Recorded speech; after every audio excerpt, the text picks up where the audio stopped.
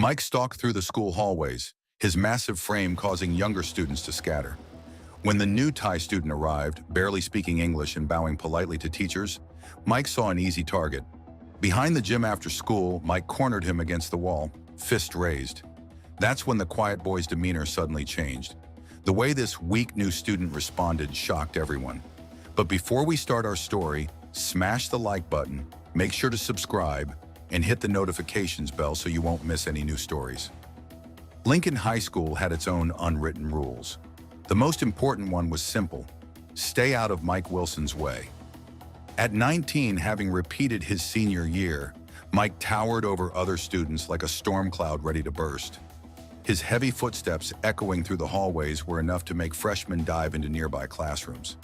When someone walked the halls, they didn't just see Mike, they felt his presence.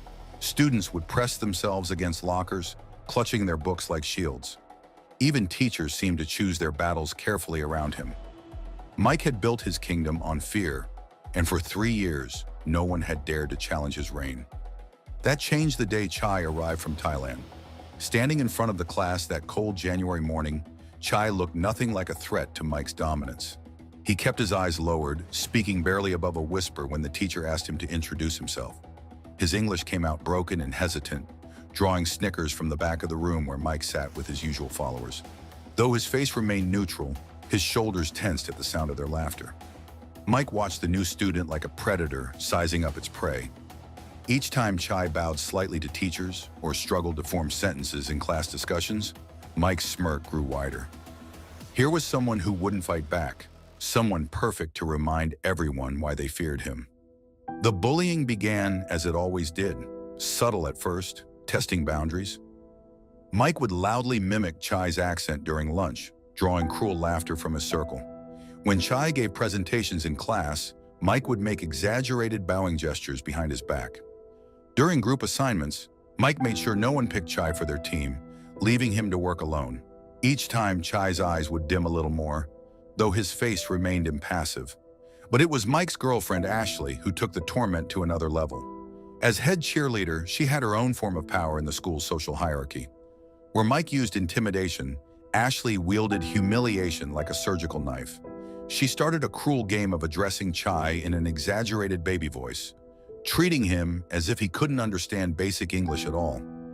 Every time Chai entered the cafeteria, Ashley would loudly announce his presence to everyone, suggesting someone should get him picture books to help him understand. Her friends would erupt in laughter while Mike watched with pride, his arm draped possessively around her shoulders. Each time, Chai would quietly find an empty table in the corner, his lunch remaining largely untouched. During one particularly brutal English class, Ashley volunteered to read Chai's essay aloud, turning his earnest attempts at writing in a new language into entertainment for the whole class. She read each grammatical mistake with dramatic flair, turning what should have been a learning experience into public mockery. Chai sat silently, his face unchanging, but his hands trembled slightly under his desk. The harassment escalated in the hallways. Mike's followers would accidentally bump into Chai, sending his books flying. Ashley and her friends would walk behind him, mimicking his walk and bow, taking videos for their social media accounts. Some videos went viral within the school, earning hundreds of likes from students too afraid to stand against the popular couple. In rare moments when Chai found friendly faces, his guard would drop slightly. A small group of international students sometimes gathered in the library during lunch, seeking refuge from the social chaos of the cafeteria. There, speaking in a mix of different languages, Chai would let his pain show.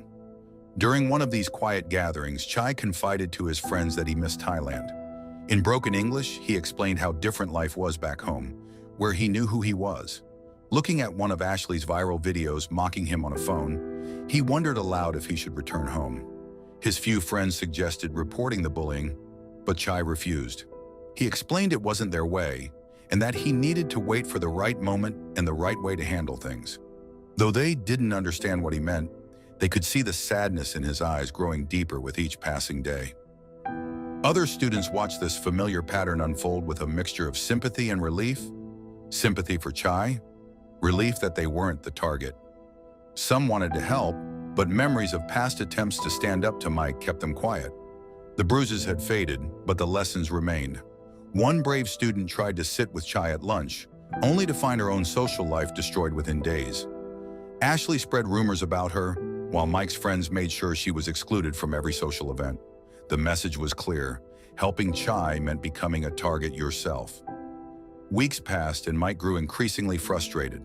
Every taunt, every mock, every shove in the hallway was met with the same quiet composure. No matter what Mike and Ashley did, they couldn't seem to crack Chai's serene exterior. It was as if the new student existed in a bubble of calm that their usual tactics couldn't penetrate. Was there something more to this quiet new student than met the eye? The answer would come sooner than anyone expected. On a crisp March afternoon, Mike decided it was time to escalate things. He'd seen Chai walking alone behind the gym after school. The perfect opportunity to remind everyone why crossing Mike Wilson was a bad idea. Flanked by two of his loyal followers and Ashley, Mike cornered Chai against the brick wall. The afternoon shadows stretched long across the pavement as Mike moved closer, using his bulk to trap the smaller student. Ashley stood to the side, phone raised to record what she surely thought would be another viral moment of humiliation. Ashley taunted Chai about his cultural mannerisms, demanding he demonstrate his bow for her video. Mike joined in, mockingly demanding lunch money while imitating Chai's gestures. Ashley's laughter echoed off the gym walls, spurring Mike on further. For the first time since arriving at Lincoln High, Chai spoke up. His voice was quiet but steady, his limited English clear enough as he asked them to stop. The simple request caught Mike off guard. In 3 years of bullying, no one had ever dared to tell him to stop. Rage flashed across his face as he pulled back his fist, aiming straight for Chai's face. This would teach him about respect, but Mike's fist never reached its target. In a blur of movement that seemed to defy physics, Chai wasn't where he had been standing. Mike's punch hit nothing but air as his legs suddenly swept out from under him. The ground rushed up to meet him with a painful thud that knocked the wind from his lungs. Ashley's phone clattered to the ground as she stood frozen in shock. Her boyfriend, the feared king of Lincoln High, lay sprawled on the pavement, gasping for air. Humiliated and enraged, Mike scrambled to his feet. His followers stood frozen, mouths hanging open, as their leader charged at the quiet Thai student like an enraged bull. What happened next would be talked about in Lincoln High's hallways for years to come. Chai moved like water, fluid and graceful. Each of Mike's wild swings was met with precise blocks and counterstrikes that seemed almost gentle in their efficiency. It wasn't a fight, it was a dance, and only one person knew the steps. Mike found himself hitting the ground again and again, while Chai barely seemed to be exerting himself.